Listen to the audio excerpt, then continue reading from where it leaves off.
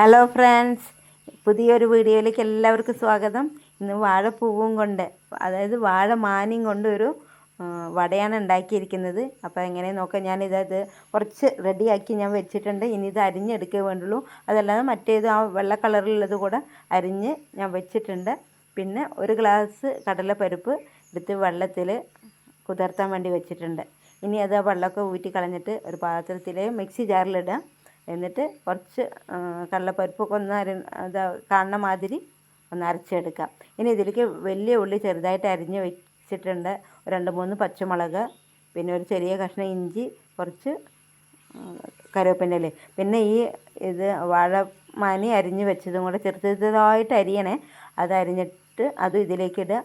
പിന്നെ 2-3 സ്പൂൺ അരിപ്പൊടിയും ചേർക്കുക. 1/2 സ്പൂണ് മഞ്ഞൾപ്പൊടിയും 1 സ്പൂണ് മുളക് പൊടിയും ആവശ്യത്തിന് ഉപ്പും കൂടെ ചേർത്തിട്ട് നല്ലോണം മിക്സ് ചെയ്ത് നമ്മൾക്കവിടെ വയ്ക്കുക.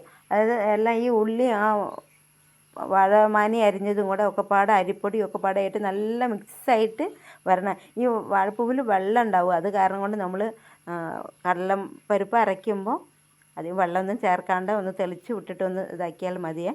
ഇനി ചീഞ്ചട്ടി അടുപ്പത്ത് വയ്ക്കുക. എണ്ണ നല്ല ചൂടായതിൻ്റെ ശേഷം ഇതിൽ നിന്ന് മാവ് കുറച്ച് എടുത്തിട്ട് ഈ പാൽ കവർ ഉണ്ടെങ്കിൽ അതിൽ കുറച്ച് എണ്ണ തടവിയിട്ട് ചെറിയ ഉരുളെടുത്തിട്ട് അതിൽ വെച്ചിട്ട് കൈ കൊണ്ട് തട്ടി കൊണ്ടു, അല്ലെങ്കിൽ നമ്മളെ കയ്യിൽ കൂടെ തട്ടിയെടുക്കാം. ഇതപ്പോൾ ഞാൻ എണ്ണയിലേക്ക് ഇട്ട് അത് തിരിച്ച് അങ്ങോട്ടും ഇങ്ങോട്ടും മറിച്ചിട്ട് കടലപ്പരിപ്പ്, അതായത് പരിപ്പ് വടേനെക്കാട്ടിലും അടിപൊളി ടേസ്റ്റാണ് ഇത്. അപ്പോൾ എല്ലാവരും കുട്ടികൾക്ക് ഇത് ഉണ്ടാക്കി കൊടുക്കുക. സ്കൂള് ലീവുള്ള ദിവസങ്ങൾ ഉണ്ടാക്കി കൊടുക്കാം. വൈകുന്നേരം സ്നാക്സ് മാതിരി കുട്ടികൾക്ക് ഉണ്ടാക്കി കൊടുക്കാം. ഇതേമാതിരി ഇതൊരു ഹെൽത്തി വടയാണ്. കാരണം വാഴമാനിയൊക്കെ ഹെൽത്തി ആയിട്ടുള്ളതാണ്. അതേമാതിരിയുള്ള പുതിയ വീഡിയോകളായിട്ട് വരാം.